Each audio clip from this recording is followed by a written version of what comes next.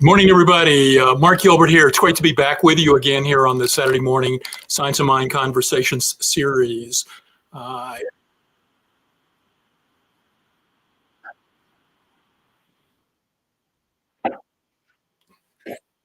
And I was getting some feedback there with my own sound, so I had to turn it down, and hopefully we'll have a beautiful sound thing. I see we got a couple of people watching already. I would encourage you to go ahead and put your name and where you're from in the comment field.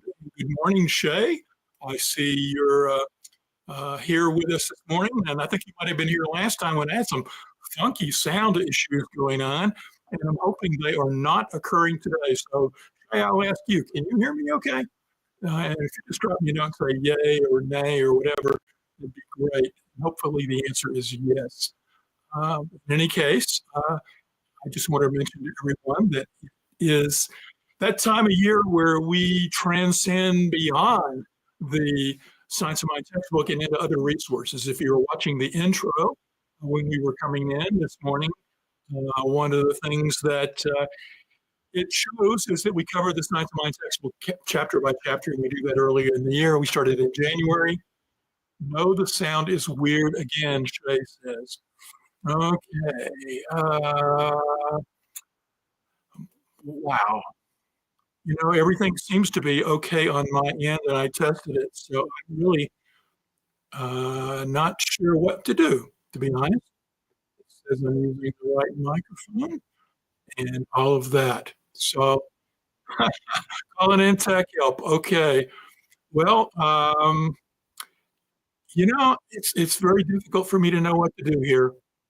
And I am just going to sort of plow through here, and hopefully we can have you hearing me. So I am going to maybe change a little bit orientation to the microphone and see if that helps any. And I'm glad you can still hear me, Shay. Thank you very much for that. Anyway, what we're doing this week is we're now in that period of the year where we go beyond the Science of Mind textbook and we look at other things. And so what I'm going to be doing this week is I'm looking at a little book from Ernest Holmes that is called The Keys to Wisdom. The Keys to Wisdom. And it is a great little book that I want to tell you a little bit about. It was published posthumously by the folks at Science of Mind Publishing after Ernest Holmes died in early 1960. It is a lot of books, a lot of his writings actually came out after his death because he was such a prolific person that he had so many talks, magazine articles, and things of that nature that he was had a lot of content that they could pull from. So the editors and publishers of Science of Mind at the time, after his passing, created a lot of contents and books. They continued pulling material from their treasure trove of unpublished Holmes work and published it as magazine articles, and continued to have articles were written by Holmes, but they were really content created by him either for classes or for magazine articles or for talks and things of that nature. And so we basically have a lot of these posthumous books. In fact, we continue to bring stuff out. I've talked about before on this program, you know, that I serve as a researcher for the Science of Mind archives. And one of the things that we did a few years ago was bring out a book called Ernest Holmes at Asilomar, which was all of the unpublished talks and classes he had done at the Asilomar summer conferences in the 1950s. The book's been well received. A lot of more content that we are sifting through at the archives to bring out in some sort of book format, specifically material around his classes that he did. He had a Tuesday invitational class that he would offer people to come into and talk about things with him that were a little more deeper metaphysically. And so we are looking at doing something along those lines, and maybe for next year. So that's in the works as well. And hopefully that's exciting. Keys to Wisdom, though, was one of three small books that Willis Kinnear, who was the publisher of Science of Mind magazine, brought out in the 1960s after Holmes' death. Keys to Wisdom were books that we called the Notebooks of Ernest Holmes. And he created 3 volumes of these notebooks. And this is what the book looked like when it was published. It is no longer in print. You can pick up a copy sometimes on eBay or things like that, where used books are sold, and they're quite pricey. But if you would like to get a copy of this book, it is available from the Science of Mind archives. You can download it for free if you're a website subscriber or a member of the archives. So I would encourage you to consider becoming a member or subscribe to the Science of Mind archives. The URL for the website is going across the screen right now. If you subscribe, it's only $10 a month to be a subscriber, or $16 a month to be a friend of the archive, which gets you extra benefits. I'll talk about that in a second. You get access to 20 downloads a month, and the 20 downloads would include this book, Keys to Wisdom. Now, what Kinnear did was he took notebooks that Ernest Holmes kept of talks, Sunday talks he did, and classes he did, other things, and where there were a lot of times they were transcribed, or either they were recorded or a person would be taking shorthand and transcribe the talk later. He would go back through his talks and pull out paragraphs and quotes of things he thought were really highlightable. And so he kept notebooks of his of the pertinent things that even he felt that was impressive, that he wanted to make sure they were kept. And so Kinnear went through Ernest Holmes' notebooks after he died and pulled out a lot of the quotes that Ernest had kept from his talks and published them in 3 small books, 3 small volumes.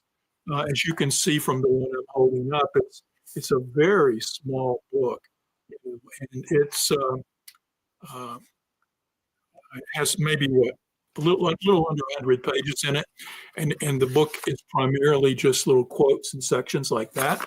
And so, but the book is also available through the Science of Mind archives. It's a PDF downloadable. And so if you're interested in getting on that, you can either buy it for, I think it's $6 at the archives, but if you're a friend or a subscriber, it can be one of your 20 downloads that you get per month. So I encourage you to go to there and pick it up. And like I said, it's out of print. You get it from the archives. The 3 volumes that Kinnear published, were published under the titles Keys to Wisdom, which we're looking at today, New Horizons, or Gateway to Life. So these are the 3 books that were published based on quotes and passages from Ernest Holmes' own notebooks. Now, we'll mention Kinnear also published a lot of Ernest Holmes books in the 60s and 70s that were published under the names Science of Mind Annual. They later became just standalone books for that, but they were initially published as a little book called Science of Mind Annual. Every year they would publish one little paperback book, and it would be a lot of Holmes' writings that had never been published before. And then over time, they got republished under their own names, which is like, it's up to you, and there's a whole series of them that were published.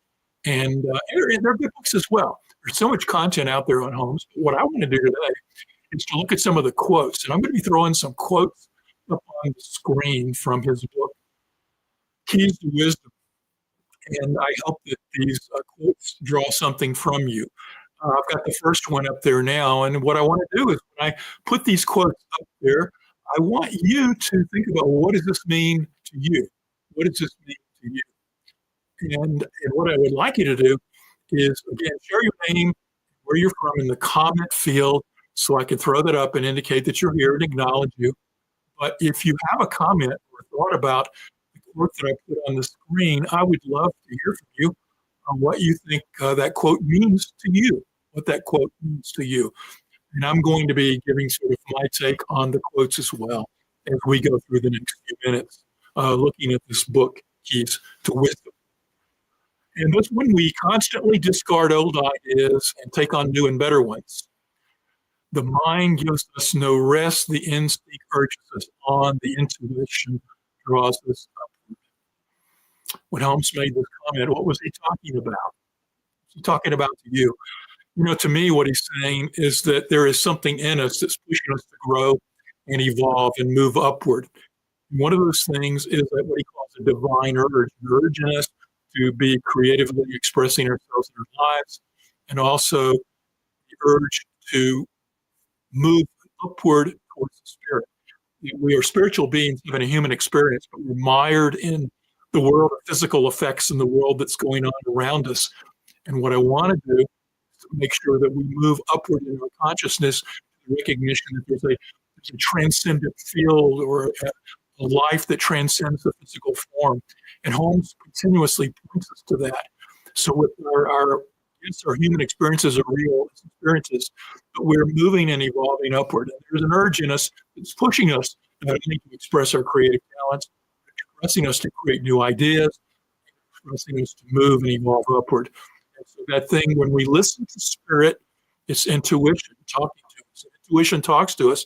It gives us information and flows. Many years ago, when I was first learning to meditate, I would sit on the meditation cushion and there would be ideas flowing through me.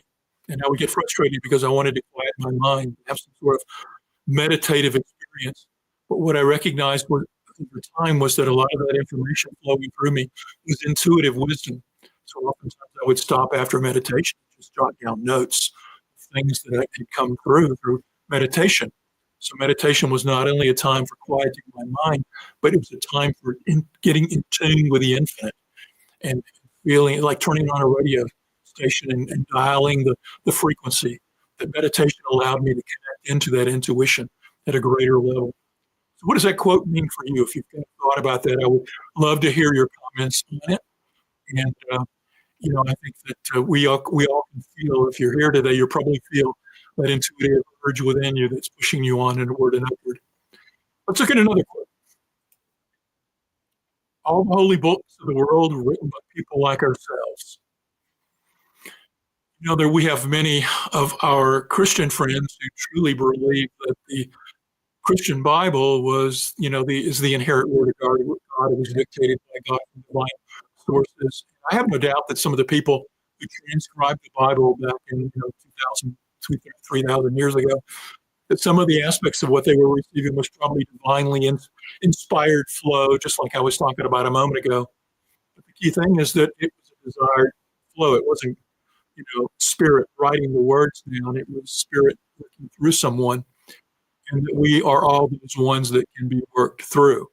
So holy books have wisdom for us, but they are not to be venerated at any greater degree, really, than the holy works that comes through all of us. And we all can create holy works if we so desire. So when we look at books like the Quran and the Bible, yes, they're inspired divinely, just as many Hindu texts and Buddhist texts are inspired divinely. But we also are divinely inspired by the inspiration that's flowing through us.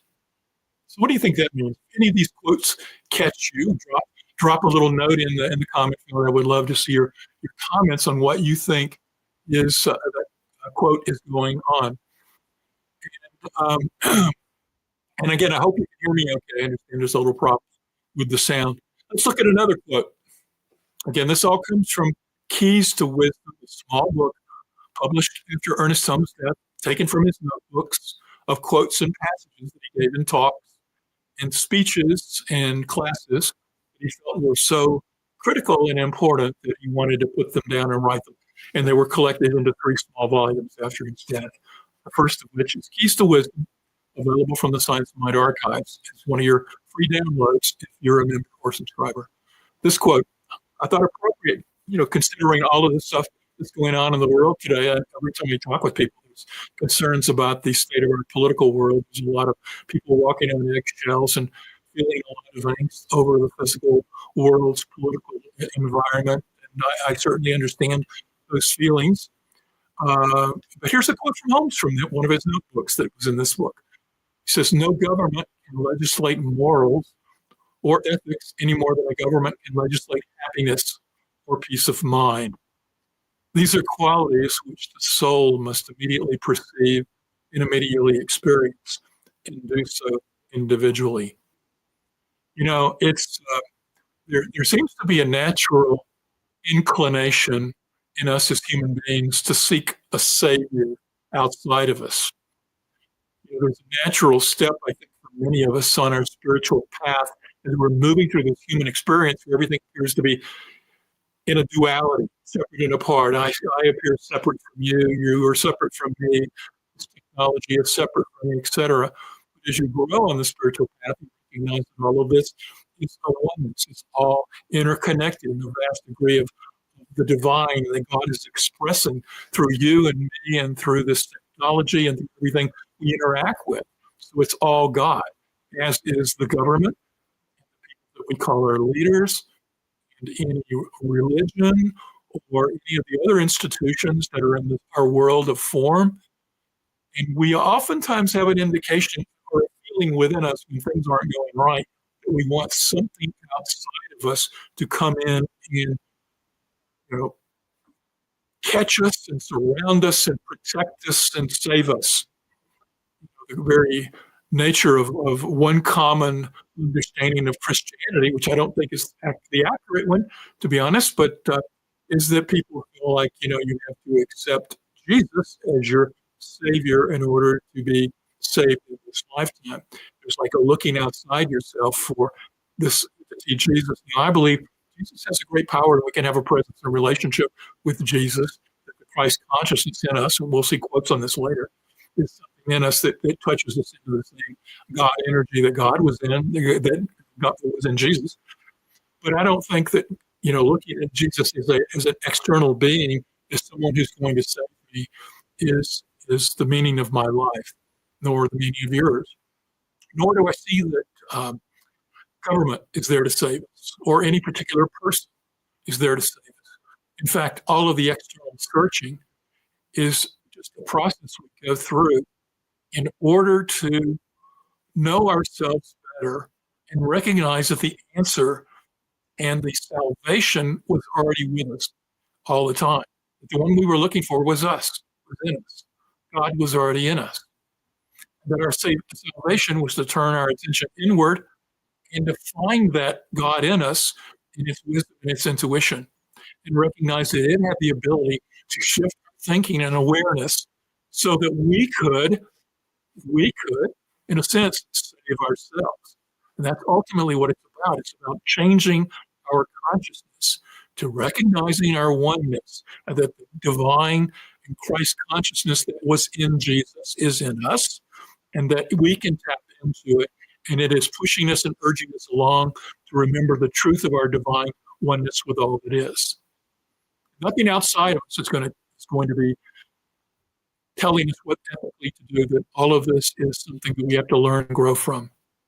Again, if this resonates with you or not, or you have a thought on the quote that differs from my interpretation, I pulled these quotes out the other day, and to be honest, I'm shooting from the hip as I read them on the screen and telling you what I think.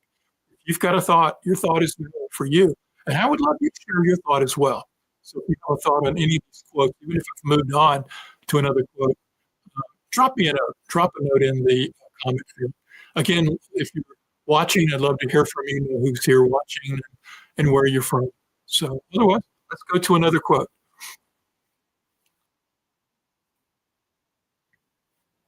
I like this one. Instead of looking on our problems as things difficult to solve, we should look upon every problem as but an added possibility, an added opportunity for self-expression. We tend to look at problems as things that are like barriers to our lives. I was talking about politics a minute ago, and not to take us into the political realm in this conversation this morning, but I do know that this is weighing very heavily on all people's minds and hearts these days, and they see it as a problem. But you could be having other problems. It could be problems with your job, financial problems, problems in relationships, problems with your health, any kind of difficulty or challenge you're faced with. We can focus on it and focus on how we can't solve it, and that it's difficult to solve. As we often say, what we resist persists. So the more we see our problems as problems, the more those problems continue to present barriers for us. What Holmes is asking us to do is to see our problems as an opportunity for us to grow. They're for self-expression. They're for us to learn something here in this world of form and to grow and push through it and become a higher version of ourselves. So he's telling us here, instead of looking at your problems as something you can't solve or difficult to solve, It's something that's given you a possibility. So where are the possibilities in your life right now? Where are the problems that are giving you an opportunity to grow and evolve and express your self-expression? So, any in any case, um, and let's see. Irene, this quote was very helpful for me. Yeah, I hope I'm pulling it up on the quote that you're looking at. Yeah, it's very, to me, I agree. It's one of those things where it's very easy in your humanness, in our humanness, that um, we are focused on the problems and can't seem to overcome them. And I'll just mention this because I've mentioned it a couple of times. I checked in at the very beginning, and yeah, there's some problems with my audio, but everything on my end seems to be okay. And this happened last time I was leading the show, so I'm really sort of not sure what to do. And I'm going to talk to the folks at the New Thought Media Network. Maybe we'll do a trial run with my speaker system again or my microphone because I used to have no problems. And I apologize that the sound is wavering in and out. And I'm just, this happened last time, and we are just going to push through. Apologies that my voice comes in and out for you. A problem, which we can look at as a possibility for an added opportunity for self-expression. And it's I choose to say, okay, let's look and see how we can serve and do this, even in spite of that. And hopefully the words are coming through. Maybe what we can say, and maybe you'll hear this, is that if every few words there's a drop-off, insert your own words into what I'm saying. Insert your own thoughts, because the wisdom's in you as well. All I'm doing is serving as a conduit to help you ignite and recognize the truth that is already in you. Okay. Holmes went on to say in his notebooks, there's a divine urge or a gentle pressure within everyone. It's a dynamic source seeking an outlet through all creation. And whenever we let it, there's an influx of it into our nature. I've been talking about this already, the divine urge, that when we were born, itself into everything. This process of evolution and involution. Involution, the spirit involving itself in its creation. The entire material universe was created by divine, by God, by spirit, by the thing itself, and God or spirit embedded aspects of itself, characteristics of itself into its entire creation. So you and I, the very nature that we have the power of love, consciousness, a divine urge that expresses to express, an urge to evolve. These are all evidence of the divine within us, calling us home, allowing us to wander around as human beings, in this spiritual beings having this human experience. So in our human experience, we're wandering around in the desert, in the darkness, going through things, trying to move through and understand it better, trying to move through challenges, so-called problems. But there's a pressure continuously in us, says, that is seeking an outlet through all of its creation. So you and I are points where the divine is seeking to express itself and push outward and evolve upward. I often envision this like little, you see the flat surface of water and little areas of it are hopping up like waves. That every little expression is the spirit expressing is that wave, and it's a seeking to jump upward and return to its source. So we are all like that, pushing and growing onward. So hopefully you're seeing a common theme and trying to bring that out. Here's another quote. There can be only one life principle. There can only be one God. Therefore, there can be only one man. I'll stop and always acknowledge Holmes wrote in the early part of the 20th century. Today we write more inclusively. We would have said only one person, a man or a woman, but we are not. But he wrote in that time frame. So let's plug in person, humanity, man and woman, etc. Whenever you read that, there can be only one man. We are all that man. We are one in God, and God is one in us. Again, if you take a science online class, this is one of the key points that they start off with right in the beginning of every class, that everything is oneness, everything is God, everything is the thing itself. I like how a New Thought writer, William Walker Atkinson, in the Kabbalion, said, it's the all. He called it the all. It's like encompassing everything that is. So everything in the world of form and everything that transcends the world of form, that is everything in the material world, everything that we would label as not material, that on the flip side of life, the transcendent aspect of life, all of it is God. All of it is God. The entire universe, or multiverses, is God. Okay? So, and there's only one principle of life moving through it. So that one God is that one life force.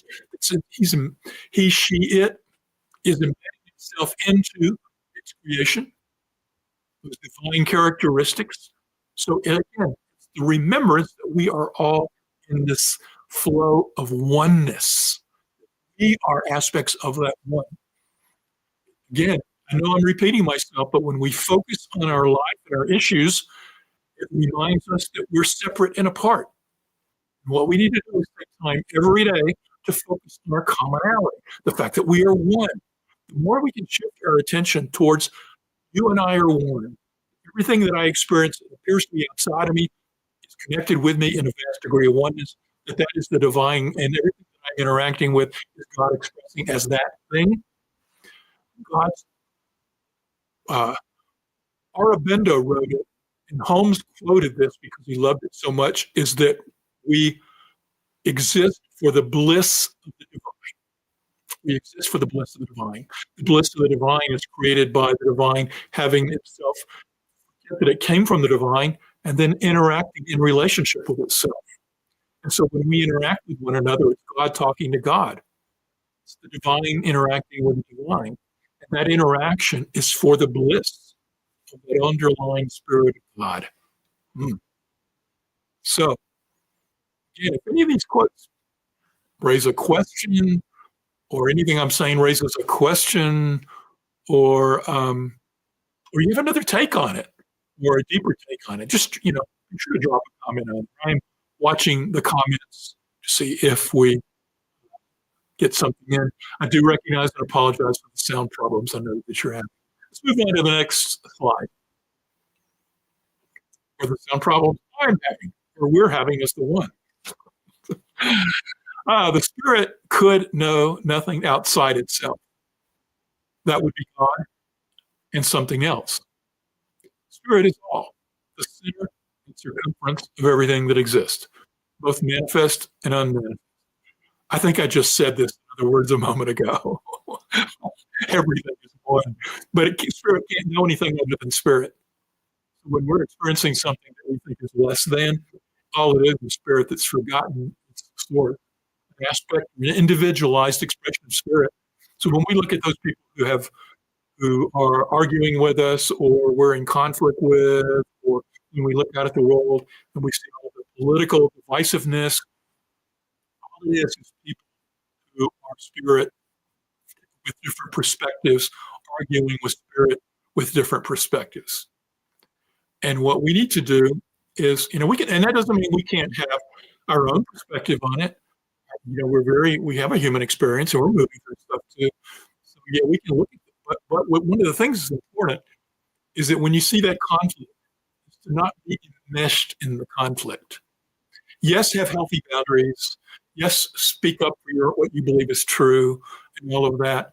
But at the same time, do it in a way that honors other people in their own individual ways in which they are perspectives on the topic. That I often look at it that if I see people who are acting different from me, believing different from me, then I recognize that if I had been born into their life and lived their experiences, I probably would believe like they do, and act like they do. And it opens me to compassion. Doesn't mean I got to agree with it, but I got to see that we all are one. It's all spirit talking to spirit. And that opens me to a greater and grander expression of the oneness. There's a long quote. Nothing in the manifest universe stays put. Nothing is permanent. It's the lack of permanence in the objective world that makes it subject to the interior process of a universal will. Everything is will and representation. Mind is permanent, real, and eternal. It never changes. The activity of mind forever changes. There is always change in the midst of permanency. There's a lot in this paragraph, and we could unpack a lot of different things out of it. But I'm only going to highlight a couple. And if you see something you want to highlight, drop a comment in the comment field. But first off, nothing in the manifest universe is permanent. Now let's make a distinction between the manifest universe and the aspect of God or spirit. Mind, he says later on, is permanent, real, and eternal. Now, wait a minute. What's mind? Well, we got to make a distinction because in the common vernacular, mind, especially in the realm of materialists, people who look at mind from a scientific, materialistic standpoint, say mind is a byproduct of the firing of the neurons in our brain, etc. We have a mind, we carry it around in our skull. Science of mind looks at it differently. Science of mind is the underlying essence of spirit and conscious awareness that exists in all of us. So mind with a capital M is reflecting big mind of God. And the big mind or permanence is permanent. Our individual minds, our individual use of mind can change as we grow and evolve and think differently. So we can look back on our lives and see that what I believed as Mark when I was younger is much different than what I believe as Mark now, simply because I've grown and evolved and learned. So that aspect of my mind is actually a use of the one big mind. Where I have conscious awareness of my own thoughts, there's a degree of impermanency. There's that urge in me pushing me to learn and to grow, to evolve. All of the forms in this universe around us continuously see things birthing, going through a process, and then dying. The seasons change, the day comes and goes. Things that we thought we discard. Our entire life is an experience of temporary nature of things flowing through them.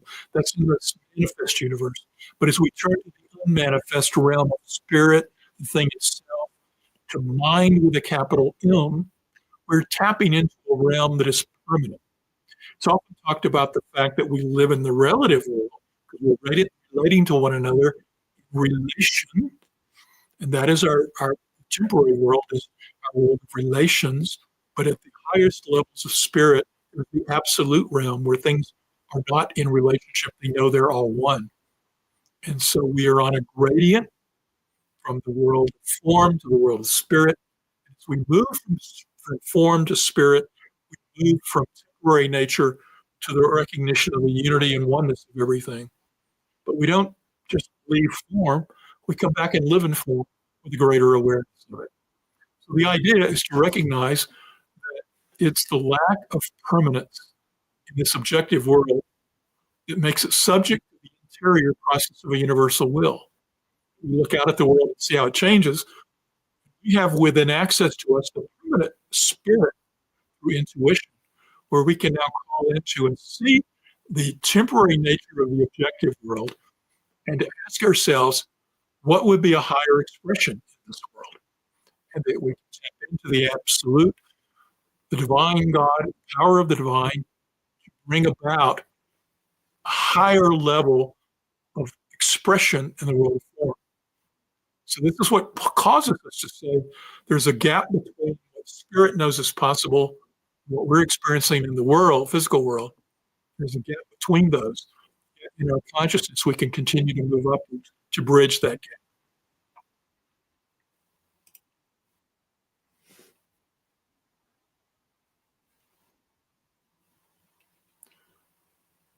I'll throw the next quote up here, but in the meantime, Irene, I'm going to acknowledge your comment. Recent events have grabbed my attention, leaving me asking a lot of questions. Spirit leaves me in confusion. Yeah, I get it. And I know that you're not alone in this. It seems like every group that I go to or talk with, every class, every call, there is a lot of people who are looking at the world right now. And it goes back to that quote earlier about seeing things as problems. And it's easy for us to focus on the world out there and like wondering, why is this going on? I'll just take an aside and share a couple of thoughts for a moment and hopefully they're helpful. One is that life and our evolution, I, in my mind, I imagine it's sort of like a stock market chart. You've seen these charts where they go up and down, but the overall arc is up. Yet temporarily, things take a dip. We can look back historically to say when the rise of Nazi Germany and World War II and Great Depression, and it seemed like life was going through a lot of challenges back then. But then we came out of them into a world of prosperity and new technology and new faiths and transfer and access to wider levels of spiritual faith all across the world and its world's traditions. So much of life went upwards, and then there was downward arc, say in the 60s, but also an upward arc. Continuously, things have been on a prosperity arc. So there's this continuous movement upward, but there's always a dip, and then a continued growth, a dip, and a continued growth. So you can look at the trend of humanity that way in our evolution as we evolve back to oneness and spirit. It gives you hope that yes, we may be going through a temporary dip. We need to hold firm to the fact that spirit is calling us home, that we are holding in our own lives, bringing more love and oneness and compassion into our expression. You can create in you a good life and recognize it in the outer world, not what you wished them to be. It's to create your highest life and do that in the way that you feel best you can. Another thought that I would share, and it relates to seeing the spiritual concept that life moves much like a pendulum. Gets to that first thing, but why do the dips occur? Even though, why not just a straight upward growth? Well, life shifts back and forth. As energies, we move in one direction and we move in another. We move towards very inclusive nature. We move through exclusiveness. We've moved through, you can take every aspect of life. We move through aggregated wealth in the hands of a few to wealth and being distributed more equitably. Our power is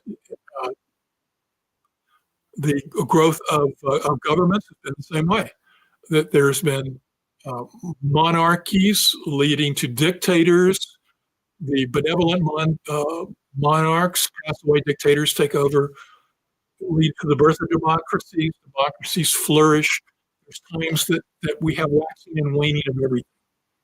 And so I think a lot of the questions that people have right now that I'm getting from people relate to the fact that we are in one of those dips.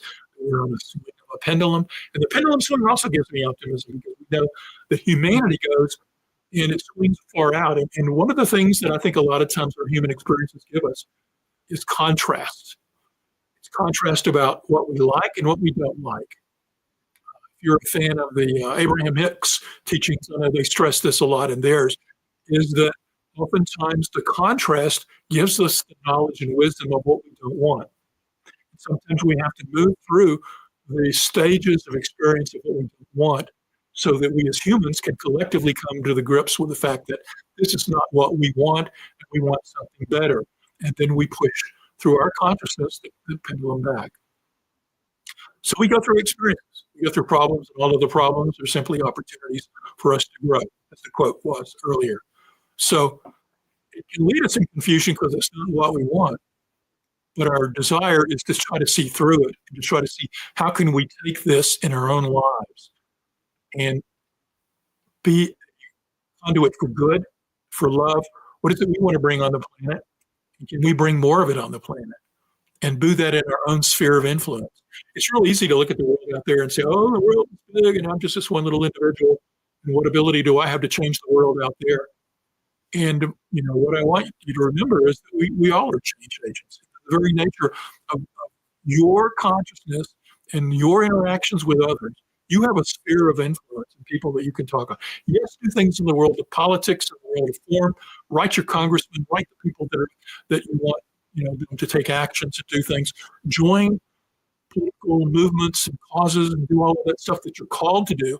But certainly in your sphere of influence, seek clarity to recognize that all of the things that we are moving through are simply worldly experiences that are opportunities to call us to see what we want and don't want, and to create more of what we want in the world of form, to bring more love and more compassion to the planet.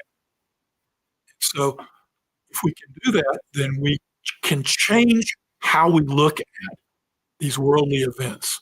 They may not change immediately to the degree that we want, but we can change how we look at them and see the gifts that they're giving us, even if it doesn't feel that way in your heart. Mind is the only creative agency known to science. To philosophy or to religion, mind in its conscious state is synonymous with spirit. Mind in its subjective state, reacting creatively to the will or imagination of spirit, is law. The result is form.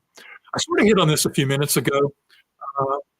We're running out of time, so I'm not going to go into great depth on this, other than to remind yourself that when we say science of mind, the capital M, it's talking about that vast array of consciousness, both objective and subjective consciousness that is within everything.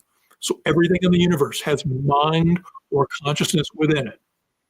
Consciousness is not contained within just the skulls of people walking around. Everything has consciousness or mind in it. Consciousness exists at an objective level where we know what we're thinking about, and consciousness also exists at a subjective level where it is the collective memories that are impacting this collective consciousness, and they act as a creative force to act on our thoughts to create the physical form. So that is a basic teaching of science of mind, that our thoughts are creative. By consciously thinking and acting in alignment with a higher thought, we can create what we want in the form. And so the problems we're seeing in the world, we have a role within us by understanding this philosophy to move us along in our own thinking, to recognize our oneness, to be a force for good on the planet however we can. Okay. Now, there's lots more quotes. I only gave you a brief sampling of these quotes. I want to thank you all for spending some time with me today. I apologize that the sound has been going off in and out. I would invite you again to go seek out this book. You can find it, it's out of print, but you can find a PDF downloadable version from the Science of Mind Archives website at scienceofmindarchives.com. The book is available as a free download. If you are a member or a friend of the archive, you get 20 downloads a month. I would encourage you to do that. I want to thank everybody for participating today, for listening in on this presentation. And I want to remind you that if you enjoy the programming here, to be sure to go to the New Thought Media Network and click on the donate button and make a donation to the network. It's your donations to help keep these programs coming and help volunteers such as myself have a medium for reaching you so we can have discussions like this today. I can apologize for the sound issues. I will work that out, make sure it's working before the next time that I'm with you. And I want to thank you for the great comments today. And be sure to join us next Saturday when another speaker comes and shares with you from the Science of Mind Conversations series. So thank you. Thank you so much today. Thank you, David, for your comment. And let me just simply say, enjoy your week. Enjoy your journey. Thank you.